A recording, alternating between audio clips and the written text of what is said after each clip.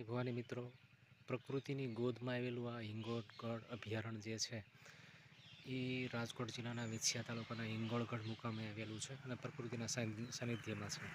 દર વર્ષે November December મહિનામાં શિબિરની શરૂઆત થાય છે.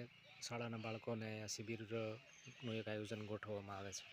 અને મિત્રો, આ પાંડવકાલીન ભીમકુઈ છે, જે પાંડવોના અજ્ઞાતવાસ દરમિયાન, વનવાસ દરમિયાન ભીમે અહીંયા ભીમકુઈ બનાવેલી એવી આ ભીમકુઈ છે. ભીમે જે પાટું મારીને જે ખાડો બનાવેલો, જે ભીમકુઈના નામે ઓળખાયેલી, તો આ ભીમકુઈ જે છે અત્યારે કૂવા રૂપે જે છે અને સુરક્ષિત છે.